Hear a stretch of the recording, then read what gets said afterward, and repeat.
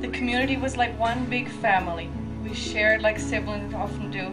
At Christmas parties, we even shared our grandpa, Santa, even if some of us never knew. Winter sports were centered around the ice and snow, a thrilling sleigh ride through the village, or a piece of linoleum, and down you go. In the summer, we used to miss sleighing, so we had a piece of lino, and we would come down the path on the linoleum, one piece of the square of linoleum.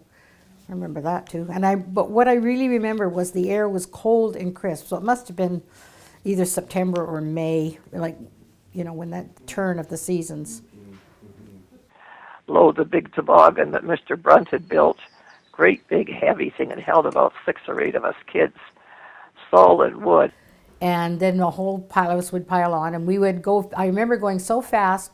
Wednesday night were card parties at the hall, and we went so fast past that I couldn't see who the people were going in, and they were going in, and Dad said he couldn't even make out anybody on the sleigh. We just went by so fast.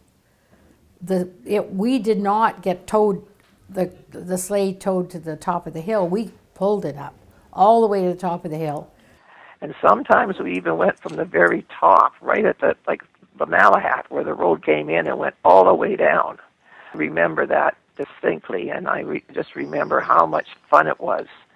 If you seen anybody coming out their gates, we would just yell, and of course the roar of the sleigh, it actually did make a roar on the hard frozen ground, and we'd just yell, get out, and they'd step back into the gateways, and we'd amble off down the hill. Grown-ups, after they took over at night, we used to hear them hollering and hooting and going down the hill, because we went down the hill fine, it was great, but then you got to tug the thing up to the top of the hill again. Their grandfather lived there in Bamberton at the top row while we were in the middle house. And he was the Santa Claus at the hall. Like, we didn't ever trick or treat or do anything like that. There was always a big party held for all the kids in the village. And Grandpa was the Santa Claus. And I remember coming home from the Christmas party, and Marianne says, you know, if I didn't know better, I'd swear that was Grandpa. And we all just went, no, it was Santa Claus. I could hear. Yes, you were very sweet. Yeah, that was fun. The Christmas party, because they put on a huge dinner for us, and Mom was part of the committee. The moms had a committee, and they'd buy beautiful gifts that the plant paid for, beautiful gifts, dresses, outfits. Yeah, beautiful things. So it would get through the dinner, we'd be so excited because Santa would be coming, what time is it? And then all of a sudden it'd be, okay, start singing, here comes Santa Claus, here comes Santa Claus. And these big velvet drapes would close, we're waiting for him to come through, ho, ho, ho. And he'd have this great big encyclopedia or dictionary or something. That was which the is book. The book. With all the names. You've been bad or good. He'd get up there in his big throne and okay, and then they'd open up his book and they'd call out a name. And he'd talk about you. He'd say, well. And you're going, oh no, he knows. He'd know all these things about you, and you wouldn't know how he would know. But of course it was because he knew everybody from the village, so he, would talk to the parents and find out things about them, and it was a lot of fun to go sit on Santa's lap.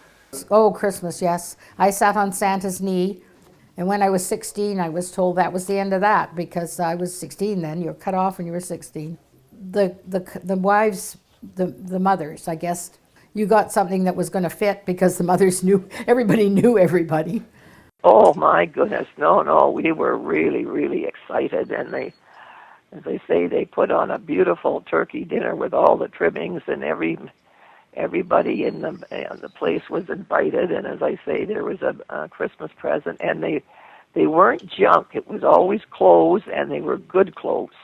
And I can remember never, ever, ever being disappointed at what I got. We used to be allowed to actually walk out of the village and up across the Trans-Canada Highway where the Split Rock is, and we'd carry on up the mountain. And the company had a couple of man-made lakes up there that they got water for part of their process. And in the winter months, of course, the lakes would freeze.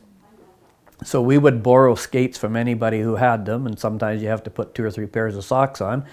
We'd trek up there and we'd have an aluminum pot, cooking pot. We'd have pork and beans and soup, and when we got there, we would open these up, we'd build a little fire and have our lunch, a mulligan stew, you might say.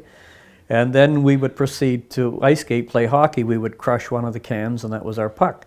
If we were lucky and it had frozen but didn't snow, we could get on the ice right away. But if it had snowed, we had to scrape the ice off, and it gave us about an hour and a half time to play a little hockey, and then we knew we had to head back for home, because the deal was that if you were late for supper, you didn't get those privileges ever again. And there was no ifs, ands, or buts. It was hard and cast that, you know, you were trusted to be up there by yourself and you get back. From snowball fights in winter to sandy beach in June, the seasons of our childhood are not lost because we've grown. The way back travels through your heart. We're never far from home.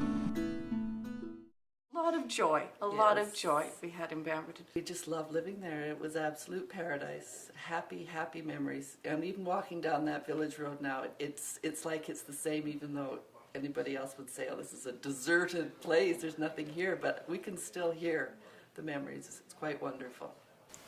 It's really been a big part of my life. You know, it really was such a great place to grow up. So safe, we never worried about anything.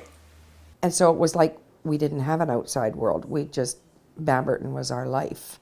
And then, of course, as we got older, we moved out and realized there was more going on out there. It would be pretty nice for other kids to be able to go back and enjoy some of that stuff we grew up with.